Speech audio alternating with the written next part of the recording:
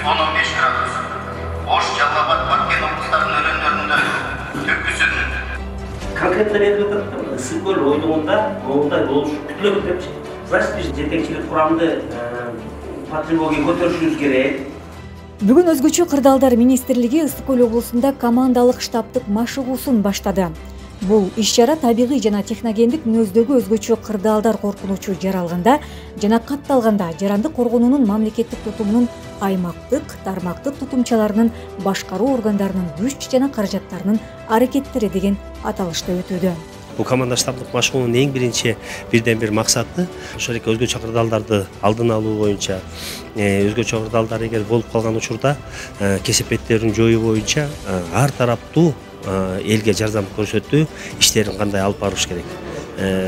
Ал жерде ошол эки товардык материалдык баалуулуктар канча топтолгон, канча инженердик техникабыз бар, элди эвакуация кылыш үчүн канча биздин транспорттук каражаттарыбыз бар. Жана башка ар тараптуу камсыздоо иштерин жүргүзүү боюнча, гуманитардык жардам көрсөтүү боюнча кандай иштерди алып барыш керек. Ошонун бардыгын тең биз команда штабтык машыгуунун алкагында ишти алып барабыз. Машыгуунун сценарийинин негизинде аба ырайы кескин түрдө өзгөрүп, төмөндөшү облустун аймагында үшүк жүрүү, сел каптоо, кар, жер көчкүнүн жүрүшү жана техногендик мүнөздөгү кырсыктарга алып келүү коркунучу жаралып, бул учурда облустун аймагындагы жаранды коргонуу кызматтары абалды ыкчам жөнгө салып, башкара билүүсү, кырсыктын кесепеттерин жоюу, мүмкүн болуучу башка коркунучтардын алдын алуу жана күч каражаттарынын абалы бааланат. Бүгүнкү мына командалык штабтык машыгууларды мен бардык өзүбүздүн областтык кызматтарга, район шаарлардан аким мэрлерге жана башка кызматтардын баарына ушу жоопкерчилик менен мамиле кылуусун талап кылып атабыз. Анткени кырсыкты жана айттырбай келет. Мынакей быйылкы ушул сел кырсыктарында көргөздү кандай деген мындай жаман нерселер болуп кетиши мүмкүн экен. Ошондуктан биз бардык кырсыктарды ушу алдын алганга аракет жасашыбыз керек да.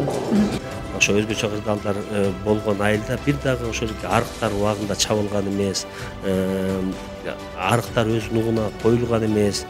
Буга чейин ошол эки алдын алуу боюнча эң элементарный эле ар бир ошол эки атуу жаран өзүнүн эшигинин алдындагы арыгын чаап болгон эмес да. Анан ушул эки иштерди дагы ушул кемчиликтерди дагы эске алуу менен биз команда штабтык машыгуунун алкагында иштерди жүргүзөбүз. 6-8 сентябрга чейин өтүүчү командалык штабтык машыгуу облустун 5 районун камтып, жаранды коргоонунун башкаруу органдарына тиешелүү тапшырмалар коюлат. Бул тапшырмаларга ылайык жаранды коргонуу тутумунун иш-аракеттеринин өз убагында жана белгиленген тартипте аткарылышы, ошондой эле машыгуунун жүрүшүндөгү практикалык иш-чараларынын өтүшү бааланат.